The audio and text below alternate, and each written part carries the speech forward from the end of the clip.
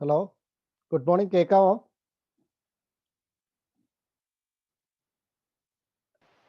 കേൾക്കാം.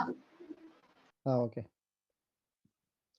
അപ്പോൾ ഇന്നലെ കുറച്ച് സ്പീഡ് കൂടുതലാണെന്ന് പറഞ്ഞതുകൊണ്ട് ഞാനത് ഇന്നലെ എടുത്ത ക്ലാസ് ഒന്നുകൂടെ നിങ്ങൾക്ക് പറഞ്ഞുതരാം മീൻസ് ഒന്ന് നമുക്ക് ബ്രഷപ്പ് ചെയ്തെടുക്കാം.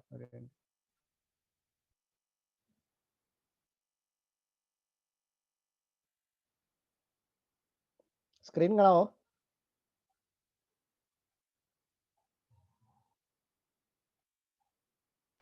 ഇല്ല. കാണത്തില്ല. ഓക്കെ.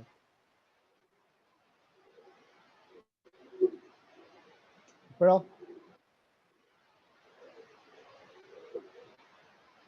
കാണാമോ? കാണാം. ഓക്കെ. അപ്പം നമ്മൾ ഇന്നലെ പറഞ്ഞുകൊണ്ടിരിക്കുന്നത് എന്താണ് പവർ പ്ലാന്റ്. അപ്പോൾ ഈ പവർ പ്ലാന്റിനെ പറ്റിയുള്ള കാര്യങ്ങളൊക്കെ നിങ്ങൾക്ക് എല്ലാവർക്കും അറിയാവുന്ന കാര്യങ്ങൾ, അതിലേക്കൊന്നും കിടക്കുന്നില്ല.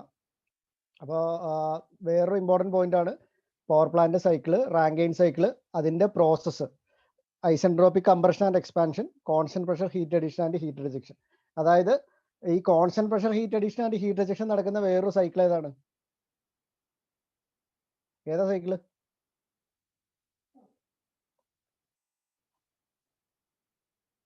ഏതാ സൈക്കിള്?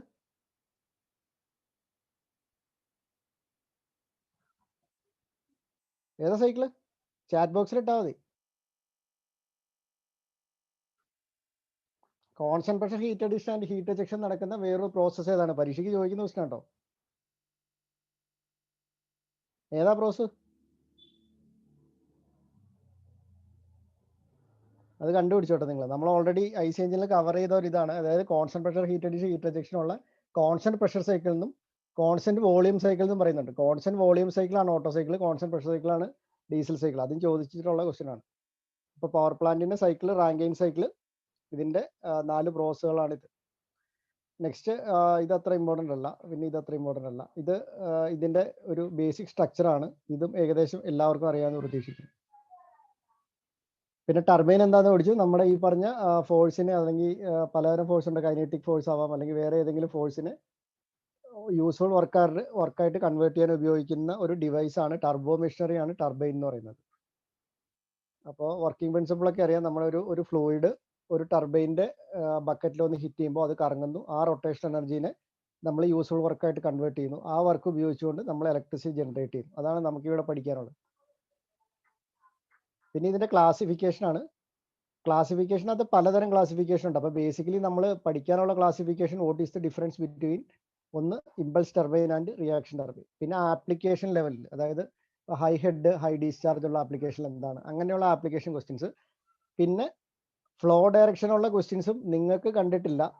അതായത് നമ്മളൊരു ബേസിക് മെക്കാനിക്കൽ അല്ലെങ്കിൽ ഞാനിപ്പോൾ കുറേ ക്വസ്റ്റ്യൻസ് നോക്കിയിൽ ഈ ഫ്ലോ ഡയറക്ഷൻ വെച്ചിട്ടുള്ള ക്വസ്റ്റ്യൻസ് ഒന്നും അല്ല, എന്നാലും അറിഞ്ഞിരിക്കുക. ഇത് ഞാൻ നോട്ടായിട്ട് നിങ്ങൾക്ക് ഒരു വേർഡിലെല്ലാം അയച്ചു തരാം ഈ അഡീഷണൽ പോയിന്റ്സ്. അതായത് കപ്ലാൻ ടർബൈൻ ആണെങ്കിൽ ആക്സിയൽ ഫ്ലോ ആണ്, ഫ്രാൻസിസ് ടർബൈൻ ആണെങ്കിൽ റേഡിയൽ ആണ്, ഈ പറയുന്ന ഇമ്പൾസ് ടർബൈൻ ആണെങ്കിൽ ടാൻജൻഷ്യലാണ്. ഈ 3 പോയിന്റ്സ് കൂടെ ഒന്ന് ഓർത്തിരിക്കുക. ഓക്കെ ആണോ?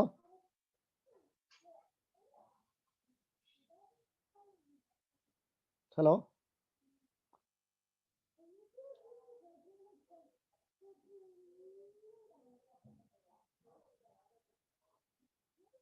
ഓക്കെ ആണ്. അടുത്ത next impulse turbine. Impulse turbine എന്താണെന്ന് വെച്ചാൽ നമുക്ക് ഈ ഫിഗറിൽ തന്നെ കാണാം. ഒരു സ്റ്റേഷനറി നോസിൽ ഉണ്ടാവും. സ്റ്റേഷനറി നോസിൽ നിന്ന് ഈ പറയുന്ന പെൻസ്റ്റോക്ക് പൈപ്പിന്റെ എൻഡ് ഒരു നോസിലായിട്ടാണ് കണക്ട് ചെയ്തിരിക്കുന്നത്. അപ്പോൾ നോസിൽ വഴി ഈ പറയുന്ന വെള്ളം ഒരു ഇമ്പൾസ് ടർബൈൻ്റെ ബക്കറ്റിൽ ഹിറ്റ് ചെയ്യുമ്പോൾ, ഇതാണ് ബക്കറ്റ്, ഈ ഫിഗറിൽ കാണിച്ചിട്ടുണ്ട്, ബക്കറ്റിൽ ഹിറ്റ് ചെയ്യുമ്പോൾ ഇത് കറങ്ങും. ഈ പറയുന്ന കറങ്ങുമ്പോൾ ഉള്ള റൊട്ടേഷൻ എനർജി നമ്മൾ യൂസ്ഫുൾ വർക്കായിട്ട് കൺവേർട്ട് ചെയ്ത് നമ്മളത് ഇലക്ട്രിസിറ്റി പ്രൊഡ്യൂസ് ചെയ്യാൻ ഉപയോഗിക്കുന്നതാണ് ഇമ്പൾസ് ടർബൈൻ. ഇതിന്റെ പ്രിൻസിപ്പൽ ഇമ്പൾസ് ടർബൈൻ്റെ ഇമ്പൾസീവ് ഫോഴ്സ് ആണ്, very large force acting on a small point for a short period of time. അപ്പോൾ ഒരു എക്സാം പെർസ്പെക്റ്റീവിൽ നമുക്ക് വേണ്ടത് എക്സാമ്പിൾസ് ഓഫ് ഇമ്പൾസ് ടർബൈൻ ആണ്. അതിന്റെ കോമൺ ആയിട്ട് ചോദിക്കുന്ന എക്സാമ്പിൾ എന്ന് പറഞ്ഞാൽ പെൽട്ടൺ ആണ്. പിന്നെ ക്രോസ് ഫ്ലോ ടർബൈൻസ് എന്ന് പറഞ്ഞ വേറൊരു എക്സാമ്പിൾ ഉണ്ട്. പിന്നെ ഡി ലെവൽ ഒരു PSCക്ക് ചോദിച്ച ക്വസ്റ്റൻ ആണ്, അതായത് മെക്കാനിക്കലാർക്കാണ് അത് ചോദിച്ചിരിക്കുന്നത്. അതായത് which among this is an example of impulse turbine D level. അപ്പോൾ അത് ഞാൻ ടോപ്പിക്ക് നിങ്ങൾക്ക് നോട്ടായിട്ട് നിങ്ങൾക്ക് എഴുതി അയച്ചു തരാം. ആ പോയിന്റ്സും ഇതിന്റെ ഈ ഒരു സ്ലൈഡിൽ ഇല്ലാത്ത പോയിന്റ്സ് എല്ലാം നിങ്ങൾക്ക് ഒരു നോട്ടായിട്ട് എഴുതി അയച്ചു തരും. നെക്സ്റ്റ് റിയാക്ഷൻ ടർബൈൻ എന്താണെന്ന് പഠിച്ചു. അപ്പോൾ റിയാക്ഷൻ ഫോഴ്സ് കൊണ്ടാണ് ഇത് കറങ്ങുന്നതെന്നും ആ റൊട്ടേഷൻ എനർജിയാണ് നമ്മൾ വർക്കായിട്ട് കൺവേർട്ട് ചെയ്തത്. അപ്പം ഒരു എക്സാം പോയിന്റ് ഓഫ് വ്യൂവിൽ നമ്മൾ റിയാക്ഷൻ ടർബൈനിൽ എന്തൊക്കെയാന്ന് വെച്ചാൽ അതിന്റെ എക്സാമ്പിൾസ് ആണ്. ഒന്ന് ഫ്രാൻസിസ് ടർബൈനും 2 കപ്ലാൻ ടർബൈനും. അപ്പോൾ ഈ ഫിഗറിൽ കാണിച്ചിരിക്കുന്നത് കപ്ലാൻ ടർബൈനാണ്. അപ്പോൾ ഇമ്പൾസ് ടർബൈൻ്റെ എക്സാമ്പിൾ നിർബന്ധമായിട്ട് ഓർത്തിരിക്കുക, റിയാക്ഷൻ ടർബൈൻ്റെ എക്സാമ്പിൾ നിർബന്ധമായിട്ട് ഓർത്തിരിക്കുക. നെക്സ്റ്റ് നമുക്ക് പഠിക്കാനുള്ളത് ഡ്രാഫ്റ്റ് ട്യൂബ് എന്നുള്ള കൺസെപ്റ്റാണ്. അപ്പോൾ ഈ ഡ്രാഫ്റ്റ് ട്യൂബിന്റെ തിയറിയും കൂടുതൽ ഇൻഡെപ്ത് ആയിട്ടുള്ള കാര്യങ്ങളൊന്നും നോക്കേണ്ട കാര്യമില്ല. ഒരേ ഒരു പോയിന്റ് മാത്രം ഓർത്തിരിക്കുക, ഡ്രാഫ്റ്റ് ട്യൂബ് യൂസ് ചെയ്യുന്നത് റിയാക്ഷൻ ടർബൈൻസും മാത്രമായിരിക്കും. അപ്പോൾ ക്വസ്റ്റ്യൻ ഇങ്ങനെ ആയിരിക്കും, which among this turbine uses a draft tube, അല്ലെ from among the following options which turbine uses draft tube, അല്ലെ which turbine does not use draft tube. അങ്ങനെയുള്ള ക്വസ്റ്റ്യൻസ് ആണ് normally വരുന്നത്. അപ്പം ഡ്രാഫ്റ്റ് ട്യൂബിനെ സംബന്ധിച്ച് ഈ ഒരു ഒറ്റ പോയിന്റ് മാത്രം ഓർത്തിരിക്കുക, it is used only with reaction turbines. പിന്നെ ഈ ഒരു പോയിന്റ് നെക്സ്റ്റ്, അതായത് ഡിഫറെൻറ്റ് ഹെഡിലും ഡിഫറെൻറ്റ് ഡിസ്ചാർജിലും ഏതാണ് യൂസ് ചെയ്യുന്നത്. അപ്പോൾ നമ്മളിത് ഒരു റിലേറ്റ് ചെയ്താൽ മതി. ഹൈ ഹെഡ് ആണെങ്കിൽ പെൽട്ടൺ, മീഡിയം ആണെങ്കിൽ ഫ്രാൻസിസ്, ലോ ആണെങ്കിൽ കപ്ലാൻ. ഏതെങ്കിലും ഒരെണ്ണം ഓർത്തിരുന്നാൽ മതി, ഏതെങ്കിലും ഒരെണ്ണം. അതായത് ഹെഡ് മാത്രം. അതിപ്പോൾ സിമ്പിളായിട്ട് ഓർത്തിരിക്കുക എന്ന് പറഞ്ഞാൽ normally hydro electric power plant എല്ലാം നല്ല ഹെഡുള്ള പവർ പ്ലാന്റ്സ് ആണ്. അതായത് ഡാം ഒരു വെരി ഹൈറ്റിലായിരിക്കും. അപ്പം വീണ്ടും ആ ഡാമിലെ വെള്ളം നമ്മൾ വീണ്ടും നല്ല ഹൈറ്റ് ഡിഫറൻസ് ഉണ്ടാവും. നിങ്ങളൊരു പെൻസ്റ്റോക്ക് പൈപ്പ് കണ്ടിട്ടുണ്ടാവും. നല്ല ഹൈറ്റ് ഡിഫറൻസിലൂടെയാണ് ഈ വെള്ളം താഴേക്ക് എത്തിക്കുന്നത്. അതുകൊണ്ടാണ് ഇടുക്കി ഡാമിലെ വെള്ളം പവർ ജനറേറ്റ് ചെയ്യുന്നത് എവിടെയാണ് ഇടുക്കി ഡാമിലെ വെള്ളത്തിന് പവർ ജനറേറ്റ് എവിടെയാണ്?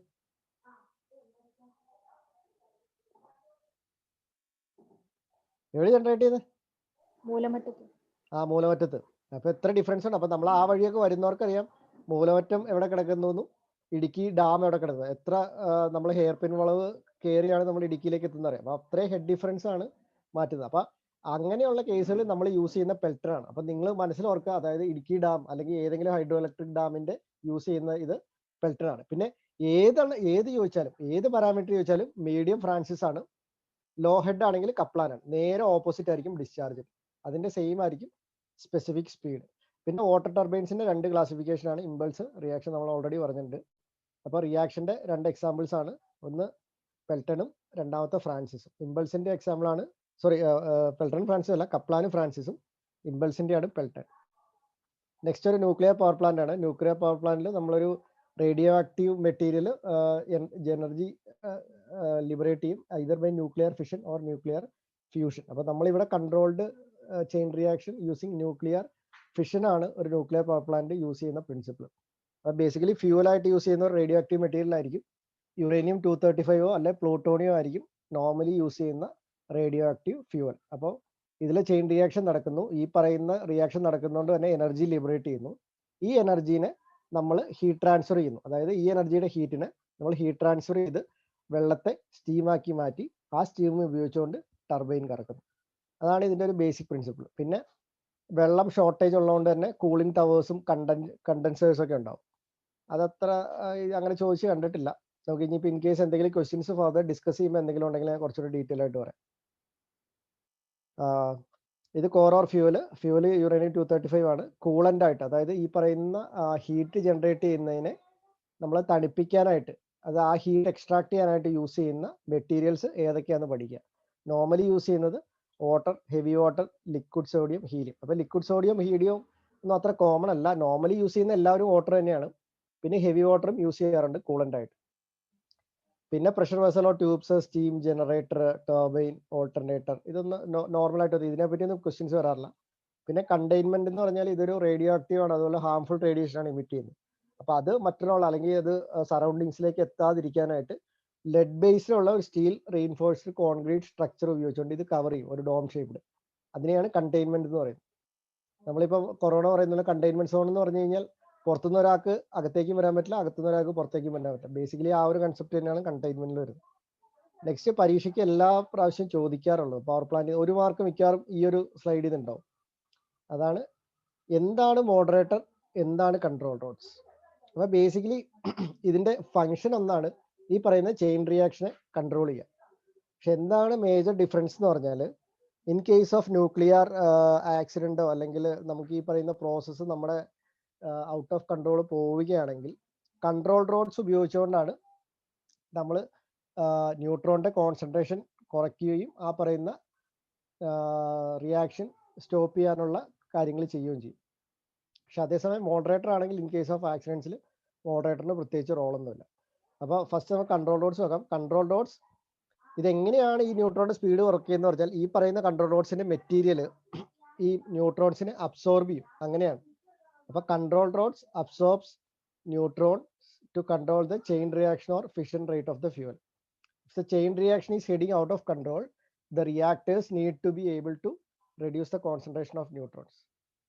ഇതാണ് കൺട്രോൾ റോഡ്സിന്റെ ഫങ്ഷൻ. അപ്പോൾ നോർമലി യൂസ് ചെയ്യുന്ന കൺട്രോൾ റോഡ്സ് ആയിട്ട് യൂസ് ചെയ്യുന്നതാണ് ബോറോൺ, കാഡ്മിയം, സിൽവർ, ഇൻഡിയം. അപ്പോൾ പരീക്ഷയ്ക്ക് ചോദിച്ചിരിക്കുന്ന ബോറോൺ, കാഡ്മിയം ആണ് പരീക്ഷയ്ക്ക് ഓപ്ഷൻ ആയിട്ട് ചോദിച്ച് കണ്ടിരിക്കുന്നത്. അപ്പോൾ നമ്മൾ ചെർണോബിൽ സീരീസ് ഒക്കെ കണ്ടവർക്കറിയാം, കൺട്രോൾ റോഡ്സ് ഒക്കെ അതിൻ്റെ അകത്ത് കാണിക്കുന്നുണ്ട്. നെക്സ്റ്റ് മോഡറേറ്ററും ഇതേ ഫംഗ്ഷൻ തന്നെയാണ്. അതായത് ന്യൂട്രോൺസിന്റെ സ്പീഡ് കുറയ്ക്കുക, അല്ലെങ്കിൽ ന്യൂട്രോൺസിനെ നമ്മൾ നമ്മുടെ കൺട്രോളിൽ വരുത്തിക്കുക. അപ്പോൾ എങ്ങനെയാണ് കൺട്രോളിൽ വരുത്തിയത്? നേരത്തെ കൺട്രോൾ റോഡ്സ് ആണെങ്കിൽ നമ്മുടെ ഈ പറയുന്ന ന്യൂട്രോൺസ് അബ്സോർബ് ചെയ്യുമായിരിക്കും. പക്ഷെ അതേസമയം മോഡറേറ്റർ ആണെങ്കിൽ ഒരു സീരീസ് ഓഫ് കൊളീഷൻസ്, അതായത് നമ്മൾ യൂസ് ചെയ്യുന്ന മോഡറേറ്റർ ആറ്റംസ് അല്ലെങ്കിൽ മോളിക്യൂൾസ് അല്ലെങ്കിൽ ആ ഒരു സബ്സ്റ്റൻസ് വെച്ചിട്ട് സീരീസ് ഓഫ് കൊളീഷൻ നടക്കുകയും നമുക്ക് വേണ്ട ന്യൂട്രോൺസിനെ മാത്രം അബ്സോർബ് ചെയ്യുകയും ചെയ്യും, അല്ല അബ്സോർബ് ചെയ്യല്ല എമിറ്റ് ചെയ്യുകയും ചെയ്യും. എന്തിനു വേണ്ടിയാണ്? ഈ ചെയിൻ റിയാക്ഷൻ കണ്ടിന്യൂസ് ആയിട്ട് പോകാൻ. അപ്പോൾ moderator is use to reduce the speed of fast moving neutrons by series of collisions in order to control the fission process by maintaining the controlled chain reaction. The moderator only slows neutrons down in order to increase the interaction with the uranium nuclei. ഈ ഒരു പോയിന്റിൽ question ചോദിക്കാറുണ്ട്, what is a function of moderator? It slows down the neutrons. അതിനുശേഷം next point ഞാൻ ആദ്യം പറഞ്ഞ they do not give any protection if the reaction goes out of control. അപ്പൊ ഇതിന്റെ എക്സാമ്പിൾ ആണ് graphite, beryllium, water or heavy water. അപ്പൊ coolant ആയിട്ടും നമ്മൾ water or heavy water use ചെയ്യും. പിന്നെ അതേസമയം വേറെ എന്തായിട്ട് യൂസ് ചെയ്യുക? വേറെ എന്തായിട്ട് യൂസ് ചെയ്യുക? വേറെ മോഡറേറ്റർ ആയിട്ടും യൂസ് ചെയ്യും. Water or heavy water coolant ആയിട്ടും മോഡറേറ്റർ ആയിട്ടും യൂസ് ചെയ്യും. ഓക്കെ ആണോ? ഓക്കെ ആണോ?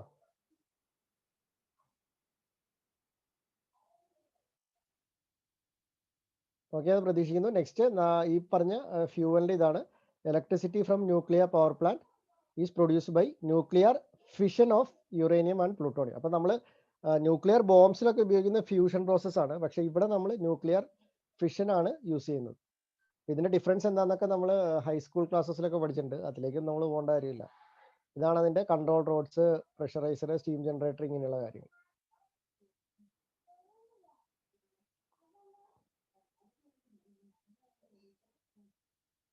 നെക്സ്റ്റ് ഒരു തെർമൽ പവർ പ്ലാന്റ്. അപ്പൊ ബേസിക്കലി തെർമൽ പവർ പ്ലാന്റ് എന്ന് പറഞ്ഞാൽ ന്യൂക്ലിയർ പവർ പ്ലാന്റ് ഇതെല്ലാം സെയിം ആണ്, സിമിലർ ആണ്. ഇതിന്റെ വ്യത്യാസം എന്താന്ന് വെച്ചാൽ ന്യൂക്ലിയർ എനർജി ആയിരുന്നു നമ്മൾ ഈ പറയുന്ന വാട്ടറിന് സ്റ്റീമായിട്ട് കൺവേർട്ട് ചെയ്യാൻ ഉപയോഗിക്കുന്നത്. അതേസമയം തെർമൽ പവർ പ്ലാന്റിലാണെങ്കിൽ നമ്മളൊരു ഫ്യൂവൽ ഉപയോഗിക്കും, അതായത് ഒന്നെങ്കിൽ ഹൈഡ്രോ കാർബൺ ഫ്യൂവൽസ്, അതായത് ഒന്നെങ്കിൽ ഡീസൽ ഉപയോഗിക്കും, പെട്രോൾ ഉപയോഗിക്കാറില്ല, ഡീസൽ ഉപയോഗിക്കും, അല്ലെങ്കിൽ കോൾ യൂസ് ചെയ്യും, അല്ലെങ്കിൽ ഈ പറയുന്ന ലിക്വിഡിഫൈഡ് LNG, CNG ഇങ്ങനെയുള്ള ഗ്യാസസ് യൂസ് ചെയ്യും.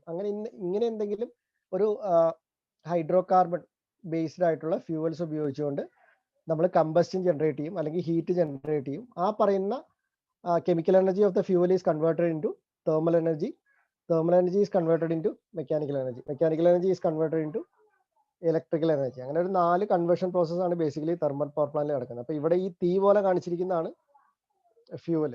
ഇതിങ്ങനെ ഈ പൈപ്പ് ഇങ്ങനെ വളഞ്ഞു വളഞ്ഞു പോകുന്നതാണ് ഹീറ്റ് എക്സ്ചേഞ്ചേഴ്സിന്റെ പൈപ്സ് ആണ്. ഈ താഴെ കാണുന്ന ഇത് പമ്പിന്റെ സിമ്പിൾ ആണ്, ഇത് ടർബൈൻ ആണ്, ഇത് ജനറേറ്റർ ആണ്, ഇത് കൂളിംഗ് ടവർ ആണ്. മറ്റേ ന്യൂക്ലിയർ പവർ പ്ലാന്റ് ഉള്ള പോലെ തന്നെ കൂളിംഗ് ടവേഴ്സ് ഇതിനും കാണും. നെക്സ്റ്റ് ESP എന്ന് പറഞ്ഞ ഇലക്ട്രോസ്റ്റാറ്റിക് പ്രസിപ്പിറ്റേറ്റർ. അത് ബേസിക്കലി നമ്മുടെ ഈ ആഷും അല്ലെങ്കിൽ ഈ പറയുന്ന ഹാംഫുൾ ഗ്യാസസ് എമിറ്റ് ചെയ്യും. അപ്പൊ അത് കളക്ട് ചെയ്യാനായിട്ടുള്ള അല്ലെങ്കിൽ അതിന്റെ എമിഷൻ കൺട്രോൾ ചെയ്യാൻ ഉപയോഗിക്കുന്ന ഒരു ഡിവൈസ് ആണ് ESP, ഇലക്ട്രോസ്റ്റാറ്റിക് പ്രസിപ്പിറ്റേറ്റർ. ഇത് അതിന്റെ ചിമ്മിനിയാണ് ഈ കാണുന്നത്. ഇതിന്റെ സ്ട്രക്ചർ മനസ്സിലായോ? അടുത്ത സ്ലൈഡിലോട്ട് പോട്ടെ. ഓക്കെ, നെക്സ്റ്റ് ഇതൊരു തെർമൽ പവർ പ്ലാന്റിന്റെ ബ്ലോക്ക് ഡയഗ്രാം ആണ്. എന്തെങ്കിലും ഡൗട്ട് ഉണ്ടോ ചോദിക്കണേ? അപ്പൊ ഇതാണ് അതിന്റെ സെന്റർ ഓഫ് പോയിന്റ്, അതായത് ബോയിലർ. ഇവിടെയാണ് നമുക്ക് ഈ പറയുന്ന സ്റ്റീം ജനറേറ്റ് ചെയ്യുന്നത്. അപ്പൊ ബോയിലറിന്റെ അകത്ത് ഹീറ്റ് വേണമെങ്കിൽ നമുക്ക് ഫ്യൂവൽ വേണം. ഫ്യൂവലാണ് കോൾ. നോർമലി യൂസ് ചെയ്യുന്ന തെർമൽ പവർ പ്ലാന്റ് എല്ലാം call based thermal power plants ആണ്. അപ്പൊ ഇന്ത്യയിൽ പ്രീഡോമിനന്റ് ആയിട്ട് യൂസ് ചെയ്യുന്നത് കോൾ ബേസ്ഡ് ആണ്, കാരണം ഇവിടെ അവൈലബിൾ ആയിട്ടുള്ള കോളാണ് കൂടുതലായിട്ട്. അപ്പോൾ call storage, call handling unit. അപ്പോൾ കോൾ ഉപയോഗിച്ചുകൊണ്ട് ബോയിലറിൽ ഹീറ്റ് ജനറേറ്റ് ചെയ്യും, സ്റ്റീം ജനറേറ്റ് ചെയ്യും. അപ്പോൾ ഈ പറയുന്ന കോൾ കത്തി കഴിയുമ്പോൾ ആഷ് ഉണ്ടാവും. അപ്പോൾ ഈ പറയുന്ന ആഷ് വെളിയിലേക്ക് എടുക്കണം. അതാണ് ash handling plant, ash storage, ഇങ്ങനെയുള്ള കാര്യങ്ങൾ. അപ്പോൾ ഈ ബോയിലറിന്റെ ലെഫ്റ്റ് സൈഡിലുള്ള ഫ്യൂവൽ ഇന്നും ഈ പറയുന്ന വേസ്റ്റ് മെറ്റീരിയൽസ് ഔട്ടും. ഇതിന് ശേഷം ബോയിലറിൽ നിന്ന് വെള്ളം സ്റ്റീമായിട്ട് കൺവേർട്ട് ചെയ്ത് ഇത് ടർബൈനിലേക്ക് എത്തി. ഇതിന് ഇടയ്ക്ക് കുറേ സാധനങ്ങളുണ്ട്, അതിപ്പോൾ നിങ്ങൾ നോക്കണ്ട. ബോയിലറിൽ നിന്ന് സ്റ്റീം ജനറേറ്റ് ചെയ്ത് അത് ടർബൈൻ കറക്കി നമ്മളത് ഓൾട്ടർനേറ്റ് അല്ലെങ്കിൽ ജനറേറ്റർ വഴി കറണ്ട് പ്രൊഡ്യൂസ് ചെയ്യുന്നു. ഇതാണ് ഒരു ബേസിക് ലൈൻ ഡയഗ്രാം, ഒരു ബ്ലോക്ക് ഡയഗ്രാം. അതിനുശേഷം നിങ്ങൾ ഈ ബോയിലർ കഴിഞ്ഞിട്ട് ഒരു സൂപ്പർ ഹീറ്റർ എന്ന് പറയുന്ന സംഭവം കണ്ടോ? എന്റെ കേഴ്സർ കാണാൻ പറ്റുന്നുണ്ടോ? ഉണ്ടോ? കാണാം. അപ്പൊ ഇത് ഈ സൂപ്പർ ഹീറ്ററിനും എക്കണോമൈസറിനും എയർ പ്രീ ഹീറ്ററിനും പറയുന്ന സാധനങ്ങൾ ആക്സസറീസ് ഓഫ് എ ബോയിലർ ആണ്. അത് നമ്മൾ ഡീറ്റെയിൽ ആയിട്ട് നെക്സ്റ്റ് സ്ലൈഡ്സിൽ വരുന്നുണ്ട്. അപ്പൊ അതെന്താന്ന് ആ സമയത്ത് എക്സ്പ്ലെയിൻ ചെയ്യാം. അപ്പൊ ജസ്റ്റ് ഓർത്തിരിക്കുക, ബോയിലർ ഉണ്ടാവുന്ന സ്റ്റീം സൂപ്പർ ഹീറ്റർ വഴി ചെയ്തിട്ടാണ് ടർബൈനിലേക്ക് പോകുന്നത്. പിന്നെ ഈ താഴെ കാണുന്ന ഫീഡ് വാട്ടർ ഹീറ്റർ എന്ന് പറഞ്ഞാൽ നമ്മൾ ഈ ബോയിലറിലേക്ക് വാട്ടർ സ്റ്റീമായിട്ട് കൺവേർട്ട് ചെയ്യണമെങ്കിൽ വെള്ളം സപ്ലൈ ചെയ്യണം. അപ്പൊ ആ പറയുന്ന വെള്ളം സപ്ലൈ യൂണിറ്റാണ് ഫീഡ് വാട്ടർ സപ്ലൈ യൂണിറ്റ് എന്ന് പറയുന്നത്. അപ്പൊ ഇത്രയും കാര്യങ്ങളൊന്ന് ജസ്റ്റ് ഓർത്തിരിക്കുക. ഇതാണ് അതിന്റെ ബ്ലോക്ക് ഡയഗ്രം. ഒരു thermal power plant block diagram. Air pre heater കഴിഞ്ഞിട്ട് ഈ പറയുന്ന ഫ്ലൂ ഗ്യാസസ് ചിമ്മിനി വഴി നമ്മൾ അറ്റ്മോസ്ഫിയറിലേക്ക് റിലീസ് ചെയ്യാണ് നോർമലി ചെയ്യുന്നത്. ഇതാണ് അതിന്റെ ഒരു ബ്ലോക്ക് ഡയഗ്രം. ഇത് അതിന്റെ വേറൊരു കോംപ്ലിക്കേറ്റഡ് ഡയഗ്രം ആണ്. സിമിലർ ആണ്, സെയിം ആണ്, കുറച്ചുകൂടെ ക്ലിയർ ആണെന്ന് തോന്നുന്നത്. നോക്കിയാൽ മതി എന്തെങ്കിലും ഡൗട്ട് ഉണ്ട്. പിന്നെ ഇതൊക്കെ അതിന്റെ വാട്ടർ സർക്യൂട്ടും air and flue circuit, cooling water current, ഇതൊന്നും അത്ര ഇമ്പോർട്ടൻ്റ് അല്ല. ഞാൻ ജസ്റ്റ് കൊടുത്തതെന്ന് മാത്രമേ ഉള്ളൂ. നിങ്ങളുടെ സിലബസ് അനുസരിച്ച് ഇതിലേക്കൊന്നും ഡീറ്റെയിൽ ആയിട്ട് പോകേണ്ട കാര്യമില്ല. പിന്നെ നമുക്ക് ഡീറ്റെയിൽ ആയിട്ട് പോകേണ്ട കാര്യങ്ങളാണ് എന്താണ് ബോയിലർ. അപ്പൊ ബോയിലർ നമ്മൾ ആദ്യം മനസ്സിലേക്ക് വരുമ്പോൾ നമ്മുടെ എക്സാമ്പിൾ ആയിട്ട് ഓർത്തിരിക്കുന്നത് വീട്ടിലെ പ്രഷർ കുക്കറാണ് അല്ലേ. അപ്പോൾ പ്രഷർ കുക്കറിന് സിമിലർലി പ്രഷർ കുക്കറിന്റെ ബേസിക് ഫംഗ്ഷൻ തന്നെ നമ്മളൊരു വെള്ളം പ്രഷർ കുക്കറിലേക്ക് ഒഴിച്ചിട്ട് നമ്മളത് ഹീറ്റ് കൊടുക്കുകയാണെങ്കിൽ ആ മേളിൽ വെക്കുന്ന സാധനമല്ല, അതിന്റെ വേറെന്താ, വെയിറ്റ് എടുത്ത് മാറ്റിയിട്ട് ഇത് ഹീറ്റ് ചെയ്ത് കൊടുക്കുകയാണെങ്കിൽ എന്ത് ചെയ്യും, സ്റ്റീം ജനറേറ്റ് ചെയ്യും. ബേസിക്കലി ആ ഒരു ഫംഗ്ഷൻ തന്നെയാണ്. പക്ഷെ നമ്മൾ ബോയിലറിന്റെ ഉള്ളിൽ set of heat exchangers pipes ഉണ്ടാവും. അപ്പൊ ഈ പൈപ്സ് വഴിയാണ് ഈ പറയുന്ന ഹീറ്റിനെ വാട്ടറിലേക്ക് കൺവേർട്ട് ചെയ്ത് സ്റ്റീം ആക്കുന്നത്. അപ്പോൾ ബോയിലറിന്റെ ഡെഫിനേഷൻ ആണ്, a boiler is a steel pressure vessel in which water under pressure is converted into steam by the application of combustion. Next, in other words, it is simply a heat exchanger which uses heat and hot flue gases liberated from burning fuel to generate steam and hot water for heating and processing loads. അപ്പോൾ heat and hot flue ഗ്യാസസിന്റെ heat ഉപയോഗിച്ചുകൊണ്ട്, heat exchanger setup ഉപയോഗിച്ചുകൊണ്ട് നമ്മൾ ഈ പറയുന്ന normal വാട്ടറിനെ ഒന്നെങ്കിൽ steam ആക്കും അല്ലെങ്കിൽ ഹോട്ട് വാട്ടർ ആയിട്ട് കൺവേർട്ട് ചെയ്യും. The heated fluid is used in various processes or heating water, central heating, boiler based power generation, cooking and sanitation. അപ്പോൾ നമ്മൾ ഈ പറയുന്ന ഹീറ്റ് ഉപയോഗിച്ചുകൊണ്ട് ഹീറ്റഡ് വാട്ടർ ആണ് ഔട്ട്പുട്ട് എങ്കിൽ നമ്മൾ അത് യൂസ് ചെയ്യുന്ന കുക്കിങ്ങിനും അല്ലെങ്കിൽ സാനിറ്റേഷൻ പർപ്പസിന്, അങ്ങനെയുള്ള കാര്യങ്ങൾ. അല്ലെങ്കിൽ സെൻട്രൽ ഹീറ്റിംഗ്. എന്താണ് സെൻട്രൽ ഹീറ്റിംഗ് എന്ന് പറഞ്ഞാൽ, നമ്മളിപ്പം ഇന്ത്യയിലെ ഒരു ക്ലൈമറ്റ് അനുസരിച്ച് ഇവിടുത്തെ കൂടുതലും ഒരു ചൂട് ക്ലൈമറ്റ് ആണ്. പക്ഷെ നമ്മൾ യൂറോപ്പ്, സ്വിറ്റ്സർലൻഡ് അങ്ങനെയുള്ള സ്കാൻഡിനേവിയൻ കൺട്രീസിലൊക്കെ പോയി കഴിഞ്ഞാൽ തണുപ്പാണ്. അപ്പൊ നമുക്കിവിടെ വേണ്ടത് തണുപ്പായതുകൊണ്ട് തന്നെ നമ്മളിവിടെ ഒരു സെൻട്രലൈസ്ഡ് AC സിസ്റ്റം ആണ്. അതായത് നമ്മൾ സെൻട്രലൈസ് ആയിട്ട് ഇവാപ്പറേറ്റേഴ്സ് ഒക്കെ ഉപയോഗിച്ചുകൊണ്ട് തണുപ്പ് ക്രിയേറ്റ് ചെയ്യും. അതായത് തണുപ്പ് ക്രിയേറ്റ് ചെയ്ത് ഇത് ഈ പറയുന്ന പൈപ്സിലൂടെ കടത്തി വിട്ട് ഇതാണ് നമുക്ക് AC കിട്ടുന്നത്. അത് എയറിലേക്ക് ഹീറ്റ് എക്സ്ചേഞ്ച് ചെയ്ത് അതാണ് നമുക്ക് കിട്ടുന്നത്. പക്ഷെ അത് പുറം രാജ്യത്ത് അങ്ങനെയല്ല, അവർക്ക് വേണ്ടത് ചൂടാണ്.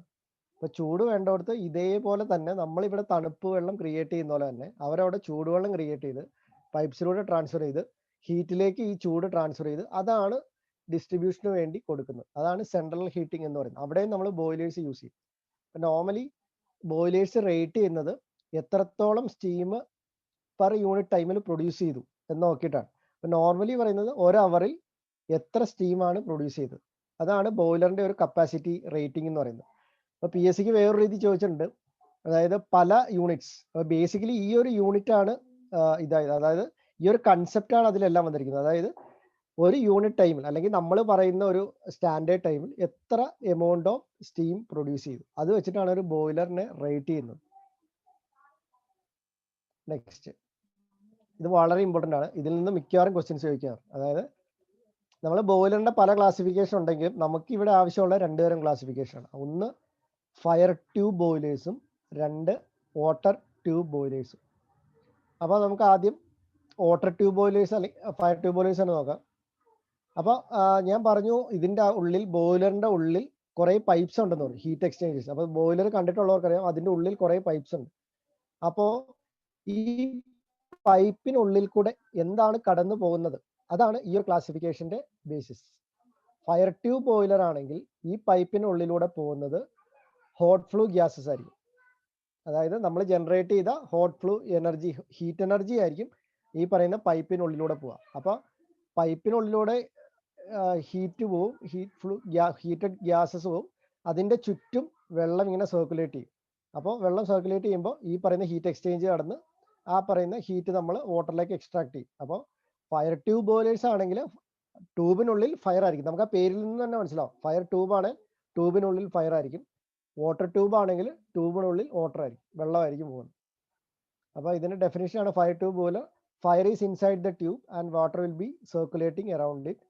Hot flue gases flow inside the tubes that are submerged in water within a shell. അത് ഈ പറയുന്ന ട്യൂബ് വെള്ളത്തിനുള്ളിൽ സബ്മേർജ് ചെയ്തിരിക്കുകയായിരിക്കും ഈ എക്സ്ചേഞ്ച് നടക്കാനായിട്ട്. അപ്പോൾ ഇതിൻ്റെ അകത്ത് ഇമ്പോർട്ടൻറ്റ് പോയിന്റ് ഇപ്പോൾ പരീക്ഷയ്ക്ക് ചോദിക്കുന്നത് ഒരു പോയിന്റ്, ഫയർ ട്യൂബ് ബോയിലറിൻ്റെ അകത്തിൻ്റെ ട്യൂബിനുള്ളിലൂടെ എന്താണ് കടന്നു പോകുന്നത്, അല്ലെങ്കിൽ വാട്ടർ ട്യൂബ് ബോയിലറിൻ്റെ ട്യൂബിനുള്ളിലൂടെ എന്താണ് കടന്നത്, അത് ചോദിക്കാറുണ്ട്. പിന്നെ ചോദിക്കാറുള്ള എക്സാമ്പിളാണ്. അതായത് select which among this is a fire tube boiler, അല്ലെങ്കിൽ which among this is not a fire tube. അതുപോലെ തന്നെ സിമിലർ ആയിട്ട് അവിടെയും ചോദിക്കാറുണ്ട്. അപ്പോൾ ഇതിൻ്റെ എക്സാമ്പിൾസ് പറയുകയാണെങ്കിൽ 1 കോക്രാൻ, 2 ലങ്കാഷെയർ, 3 ലോക്കോമോട്ടീവ്, 4 സ്കോട്ടിഷ്, 5 കോർണിഷ്, 6 വെലോക്സ്. അപ്പോൾ ഇതൊക്കെയാണ് ഇതിൻ്റെ എക്സാമ്പിൾസ്. അപ്പോൾ നിങ്ങൾ നിർബന്ധമായിട്ടും പഠിച്ചിരിക്കേണ്ടത് കോക്രാൻ പഠിച്ചിരിക്കണം, ലങ്കാഷെയർ പഠിച്ചിരിക്കണം, ലോക്കോമോട്ടീവ് പഠിച്ചിരിക്കണം, സ്കോട്ടിഷ് പഠിച്ചിരിക്കണം. അപ്പോൾ ഇതെല്ലാം പഠിക്കുക. ഞാനൊരു ഓർത്തിരിക്കാനായിട്ട് എൻ്റെ ഒരു ഐഡിയ ഞാൻ പറയാം. അപ്പോൾ നിങ്ങൾക്ക് അത് ആപ്ലിക്കബിൾ ആണോ നോക്കുക. Next water tube boilers. നമ്മൾ ഓൾറെഡി പറഞ്ഞു കഴിഞ്ഞു, ട്യൂബിനകത്തൂടെ വെള്ളമാണ് പോകുന്നത്. Water is inside the tube and hot flue gases will be circulating around it. പിന്നെ ഇതൊന്നും പഠിക്കേണ്ട, ഹയർ പ്രഷർ അതൊക്കെ വേണ്ട. പിന്നെ അത് പഠിക്കണം. അതായത് നമ്മൾ വാട്ടർ ട്യൂബ് ബോയിലേഴ്സ് ഇപ്പോൾ ഫോർ എക്സാമ്പിൾ നമ്മളൊരു കൊമേഴ്ഷ്യൽ പർപ്പസോ അല്ലെങ്കിൽ നമുക്ക് ഹയർ ഔട്ട്പുട്ടോ വേണ്ട, അത് ഒരു പ്രാവശ്യം ചോദിച്ചിട്ടുണ്ട്. ഹയർ ഔട്ട്പുട്ടോ എഫിഷ്യൻസിയോ വേണ്ട സമയത്ത് നമ്മൾ യൂസ് ചെയ്യുന്നത് വാട്ടർ ട്യൂബ് ബോയിലേഴ്സ്. അതിൻ്റെ കാരണമൊന്നും പഠിക്കണ്ട. അപ്പോൾ ഇത്രയും മാത്രം ഓർത്തിരിക്കുക.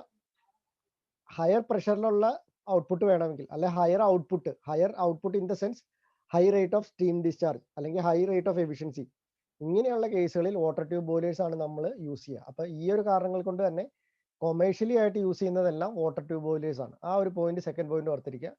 ഇത് എക്സ്റ്റേണലി ഫയർഡ് ആണ്. The furnace will be outside the boiler. It is best suited four power plants and marine applications. പിന്നെ ഇതിൻ്റെ എക്സാമ്പിൾസ് ആണ്: 1 ബാബ്കോക്ക് ആൻഡ് വിൽകോക്സ്, 2 സിമ്പിൾ വെർട്ടിക്കൽ, പിന്നെ സ്റ്റെർലിംഗ്, യാരോ, ബെൻസൺ, ലാമോണ്ട്, ലോഫ്ലർ. ഇത്രയാണ് പറയുന്നത്. അപ്പോൾ നോർമലി പരീക്ഷയ്ക്ക് ചോദിക്കുന്ന എക്സാമ്പിൾസ് എന്ന് പറഞ്ഞാൽ ബാബ്കോക്ക് ആൻഡ് വിൽകോക്സ് ചോദിക്കും, പിന്നെ സ്റ്റെർലിംഗ് ചോദിക്കും, പിന്നെ നമ്മൾ കോക്രാനും ലങ്കാഷെയറും അങ്ങനെയുള്ള കാര്യങ്ങൾ ചോദിക്കും. അപ്പോൾ ഞാൻ ഇത് ഓർത്തിരിക്കാനായിട്ട് ഞാൻ യൂസ് ചെയ്യുന്നത് എന്ന് പറഞ്ഞാൽ BMW എന്ന് ഓർത്തിരിക്കുക. ഇപ്പോൾ BMW എന്ന് ഓർത്തിരുന്നത് എന്താ? B for Babcock and Wilcox, M ഒന്നുമില്ല, W വാട്ടർ ട്യൂബ് ബോയിലേഴ്സ് ആണ്. അപ്പോൾ ഇത് ഓർത്തിരിക്കുക, BMW ഓർത്തിരിക്കുക. പിന്നെ ഏതെങ്കിലും ഒരെണ്ണത്തിൻ്റെ കംപ്ലീറ്റ് ആയിട്ട് ഓടിക്കുക, ഏതെങ്കിലും ഒരു സെക്ഷൻ കംപ്ലീറ്റ് ആയിട്ട് ഓടിക്കുക. അപ്പോൾ നിങ്ങൾക്ക് ഓട്ടോമാറ്റിക്കായിട്ട് ഇതിൻ്റെ അകത്ത് വരാത്തത് മറ്റേതാണെന്ന് മനസ്സിലാവും. ഒന്നെങ്കിൽ Babcock and Wilcox, simple vertical, Stirling, Yarrow, Benson, Lamont, Loeffler, ഇത്രയും പഠിക്കുക. അല്ലെങ്കിൽ നേരെ ഫയർ ട്യൂബിൽ പോയിട്ട് Lancashire, Cornish, locomotive, Scottish, Velox ഇത് പഠിക്കുക. നിങ്ങൾക്ക് ഏതാണ് കംഫർട്ടബിൾ എന്ന് പറഞ്ഞാൽ നിങ്ങൾ ഏതെങ്കിലും ഒരെണ്ണം ബൈ ഹാർട്ടായിട്ട് കമ്പൽസറി ആയിട്ട് പഠിച്ചിരിക്കണം. ഇതിൽ നിന്നും നോർമലി ക്വസ്റ്റ്യൻസ് വരാറുണ്ട്. ഓക്കെ ആണോ? സ്പീഡ് ഓക്കെ ആണോ? Hello,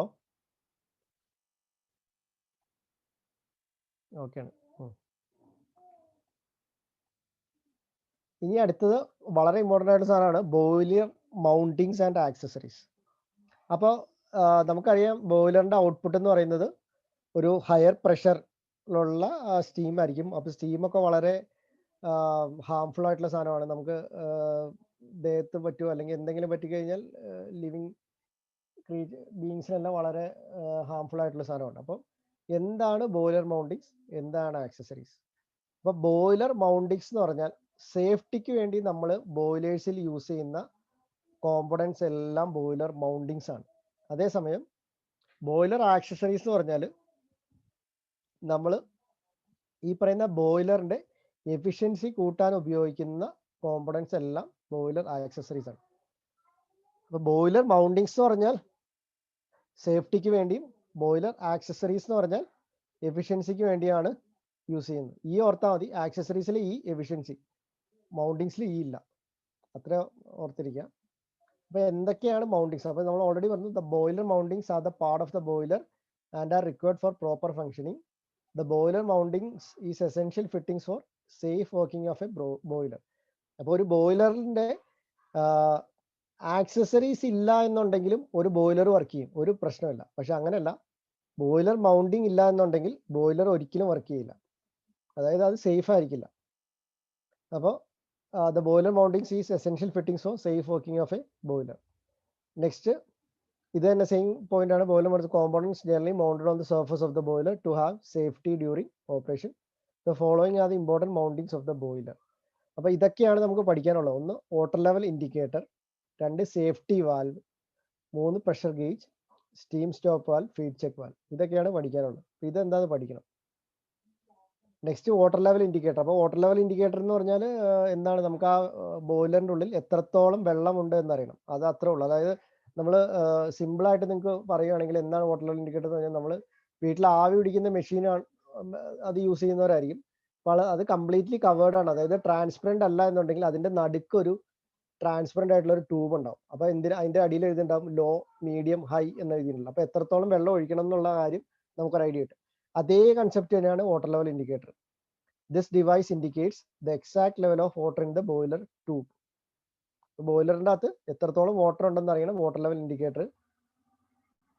the 2 water level indicators are used.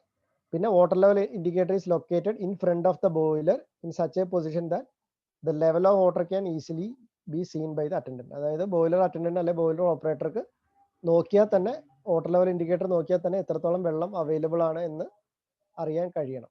Basically left കൊടുക്കുന്ന സ്ട്രക്ചറാണ് വാട്ടർ ലെവൽ ഇൻഡിക്കേറ്റർ. അതിൻ്റെ അകത്ത് ഈ റെഡും ബ്ലൂവും ഗ്രീനൊക്കെ അതിൻ്റെ ഇൻഡിക്കേറ്റേഴ്സ് ആണ്. ഇത് ഈ പറയുന്ന 2 എൻഡ് ചെറിയ ഫ്ലാഞ്ച് ആണ്. അത് ബോയിലറിൻ്റെ ഉള്ളിലേക്ക് ഇത് ചെയ്തിരിക്കും, ഫിറ്റ് ചെയ്തിരിക്കും. Next pressure gauge.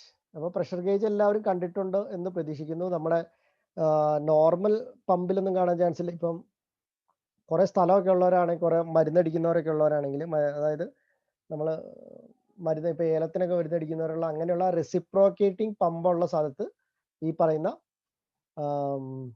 Pressure gauges കാണാൻ പറ്റും. ഇതിപ്പോൾ ഇത് എല്ലാവരും തന്നെ കണ്ടിട്ടുണ്ടെന്ന് പ്രതീക്ഷിക്കുന്നു. അപ്പോൾ പ്രഷർ ഗേജ് എന്തിനാന്ന് വെച്ചാൽ, നമുക്കൊരു പൈപ്പിന് ഫോർ എക്സാമ്പിൾ കൺസിഡർ ചെയ്യാം. ഒരു പൈപ്പിനുള്ളിലൂടെ വെള്ളം കടന്നു പോയിക്കൊണ്ടിരിക്കുകയാണ്. അപ്പോൾ നമുക്കത് എത്ര പ്രഷറിലാണ് പോകുന്നതെന്ന് അറിയാൻ കഴിയില്ല. അപ്പോൾ വെള്ളം എത്ര പ്രഷറിലാണ് പോകുന്നതെന്ന് അറിയാനുള്ള ഒരു ഡിവൈസാണ് പ്രഷർ ഗേജ്. അപ്പോൾ pressure gauge is fitted in front of a boiler in such a position that the operator can conveniently read it. Pressure gauge പല സ്ഥലത്ത് യൂസ് ചെയ്യും. അതായത് ഒരു സിസ്റ്റം പ്രഷർ ആപ്ലിക്കബിൾ ആയിട്ടുള്ള എല്ലാ സിസ്റ്റംസിനും പ്രഷർ ഗേജസ് ഉണ്ടാവും. അപ്പോൾ the most commonly used is Bourdon tube pressure gauge. അപ്പോൾ ഇത് നോർമലി ചെയ്യുന്ന എങ്ങനെയാണെന്ന് വെച്ചാൽ, ഹൈ പ്രഷർ ആയതുകൊണ്ട് തന്നെ ഡയറക്റ്റ് ആയിട്ട് ഇത് കണക്ട് ചെയ്ത് കഴിഞ്ഞാൽ ഇത് ഡാമേജ് ആവാനുള്ള ചാൻസ് വളരെ കൂടുതലാണ്. അപ്പോൾ ഇതെന്ത് ചെയ്യുന്നത് വെച്ചാൽ, നമ്മളൊരു വാൽവ് ഉപയോഗിച്ചുകൊണ്ട്, ഒരു ബോൾ വാൽവോ നെക്സ്റ്റ് ഒരു സൈഫൺ ട്യൂബോ ഉപയോഗിച്ചുകൊണ്ട് നമ്മളിത് കണക്ട് ചെയ്യും. അപ്പോൾ അത് നിങ്ങൾ അത്ര ഡീറ്റെയിൽ ആയിട്ട് പഠിക്കണ്ട. അപ്പോൾ പ്രഷർ ഗേജ് പ്രഷർ അറിയാനായിട്ടുള്ള സാധനമാണ് എന്ന് മാത്രം അറിഞ്ഞിരിക്കുക. Next safety valve. Safety valves are located at the top of the boiler. They guard the boiler against the excessive high pressure of steam inside the drum. If the pressure of steam in the boiler drum exceeds the working pressure, then the safety valve allows blow of the excess quantity of steam to atmosphere. Thus, the pressure of steam in the drum falls. The escape of steam makes a audio noise to warn the boiler. അപ്പോൾ basically നമ്മളൊരു cooker എടുത്തിട്ട് last നമ്മൾ cook ചെയ്ത് കഴിഞ്ഞ് ഇതിൻ്റെ steam കളയണമെങ്കിൽ നമ്മൾ എന്ത് ചെയ്യും, ഒരു കത്തി എടുത്ത് പതുക്കെ പതുക്കെ തട്ടും ഈ വെയിറ്റിൽ. അപ്പോൾ ഇത് കുറച്ച് പ്രഷറായിട്ട് പോകും. അപ്പോൾ അതേ ഫംഗ്ഷൻ തന്നെയാണ് സേഫ്റ്റി വാൽവ് ചെയ്യുന്നത്. അതായത് ആ പറയുന്ന സിസ്റ്റം സേഫ് പ്രഷറിന് മുകളിലായിട്ട് പ്രഷർ പോവുകയാണെങ്കിൽ ഈ പറയുന്ന സേഫ്റ്റി വാൽവ് ഓപ്പൺ ആവുകയും എക്സസ് പ്രഷർ ഈ പറയുന്ന സേഫ്റ്റി വാൽവിലൂടെ വെളിയിലേക്ക് പോയി ഇത് അതിൻ്റെ ഒരു സേഫ് സിസ്റ്റം പ്രഷറിലേക്ക് എത്തിക്കുകയും ചെയ്യും ബോയിലറിൻ്റെ. അതാണ് സേഫ്റ്റി വാൽവിൻ്റെ ഫംഗ്ഷൻ. അപ്പോൾ എന്തൊക്കെ ടൈപ്സ് ഓഫ് സേഫ്റ്റി വാൽവ് ആണ് ഇത് നിങ്ങൾ പഠിക്കേണ്ടത്? അതായത് ഡെഡ് വെയിറ്റ് സേഫ്റ്റി വാൽവ് ഉണ്ട്, സ്പ്രിംഗ് ലോഡഡ് സേഫ്റ്റി വാൽവ് ഉണ്ട്, ലിവർ ലോഡഡ് സേഫ്റ്റി വാൽവ് ഉണ്ട്, high steam and low water safety valve ഉണ്ട്. ഇതിന്റെ പേരൊന്നും പഠിക്കണ്ട. അപ്പോൾ ജസ്റ്റ് ഇതിന്റെ ഫംഗ്ഷൻ ഞാനൊന്ന് പറയാം. ഇത് ഡെഡ് വെയിറ്റ് സേഫ്റ്റി വാൽവ് ആണ്. അപ്പോൾ ഈ വെയിറ്റ്സ് എന്ന് കാണിക്കുന്നതാണ് ഡെഡ് വെയിറ്റ്സ്. അപ്പോൾ നോർമൽ ഇതിന്റെ ഈ ഒരു ബൂമറാങ് പോലെയുള്ള അല്ലെങ്കിൽ ഒരു ആലോ പോലെയുള്ള ഈ കറുത്ത ഇതാണ് വാൽവ് എന്ന് പറയുന്നത്. അപ്പോൾ ബേസിക് ഫംഗ്ഷൻ എന്താന്ന് വെച്ചാൽ, നമ്മൾ ഈ സ്റ്റീം നോർമൽ ആണെങ്കിൽ, നോർമൽ സ്റ്റീം അല്ലെങ്കിൽ സേഫ് ലിമിറ്റിലാണ് സ്റ്റീം ഉള്ളതെങ്കിൽ അതിനേക്കാളും കൂടുതലായിരിക്കും നമ്മൾ ആഡ് ചെയ്ത വെയിറ്റ്സ്. അപ്പോൾ ഒരിക്കലും എന്ത് ചെയ്യില്ല, ഈ വാൽവ് തുറക്കില്ല. ഇൻ കേസ് നമ്മൾ ഫോഴ്സ് അനാലിസ് ചെയ്യുമ്പോൾ ഇപ്പോൾ എക്സ് ഗ്രേറ്റർ ദാൻ വൈ, അല്ലെങ്കിൽ ഇവിടെ ഇത് ഫോർ എക്സാമ്പിൾ ഇത് വെയിറ്റ്, ഇത് പ്രഷർ എക്സ് ആണെന്ന് എടുക്കുക, വെയിറ്റ് വൈ ആണെന്ന് വരയ്ക്കുക. നോർമൽ വർക്കിംഗ് കണ്ടീഷൻസിൽ എപ്പോഴും വൈ എന്തായിരിക്കും, കൂടുതലായിരിക്കും. അപ്പോൾ വൈ കൂടുതലായതുകൊണ്ട് തന്നെ ഈ വാൽവ് സീറ്റഡ് പൊസിഷനിലായിരിക്കും, വാൽവ് സീറ്റിലായിരിക്കും, പ്രഷർ പോവില്ല. ഇൻ കേസ് എന്തെങ്കിലും ഒരു എമർജൻസി അല്ലെങ്കിൽ എന്തെങ്കിലും പ്രശ്നം കാരണം ഈ പറയുന്ന വാൽവ് സേഫ് പ്രഷറിന് മുകളിൽ പോയാൽ ഇത് പതുക്കെ ഓപ്പൺ ആവും. ഇത് പതുക്കെ ഓപ്പൺ ആവും. അതായത് ഈ ഇവിടുത്തെ വെയിറ്റ് കൂടി, ഈ വെയിറ്റിനെ തള്ളി മാറ്റാനുള്ള ഫോഴ്സ് അല്ലെങ്കിൽ ഈ വെയിറ്റിനെ താഴേക്ക് താത്താനുള്ള ഫോഴ്സ് ഈ സ്റ്റീമിലുണ്ട്. അപ്പൊ ഇത് പതുക്കെ പൊങ്ങി ഈ പറയുന്ന സ്റ്റീം ഇതിൽ എസ്കേപ്പ് ആവും. എസ്കേപ്പ് ആയി ഇത് വീണ്ടും സേഫ് ലിമിറ്റിൽ എത്തുമ്പോൾ ഇത് ഈ വെയിറ്റ് കൂടുകയും ഇവിടുത്തെ ഫോഴ്സ് ആയിരിക്കും കൂടുതൽ. അപ്പൊ ഇത് തന്നെ ഈ പറയുന്ന വാൽവ് അടയും. ഇതാണ് ഒരു സേഫ്റ്റി വാൽവിന്റെ basic working. Next fusible plug. ഇത് വളരെ ഇമ്പോർട്ടൻസ് സാധനമാണ്. ഇത് ചോദിക്കാണ്ട് ഇതിപ്പോ സെഷൻ തീരാൻ പോവാണ്. അപ്പൊ നെക്സ്റ്റ് നിങ്ങൾ ഒന്നുകൂടെ റീലോഗിൻ ചെയ്യണം. എങ്ങനെയാ? ഹലോ,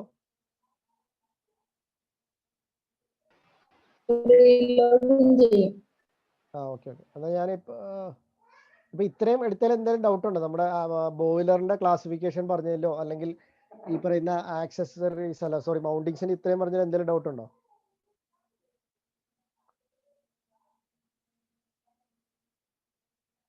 ചാറ്റ് ബോക്സിൽ ഇട്ടാൽ മതി.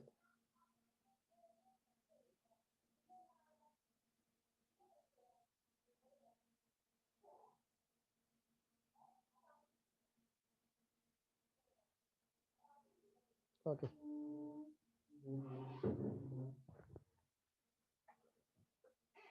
നിങ്ങൾ റീലോഗിൻ ചെയ്തു, ഡ്രോപ്പ് ചെയ്ത് റീലോഗിൻ ചെയ്താൽ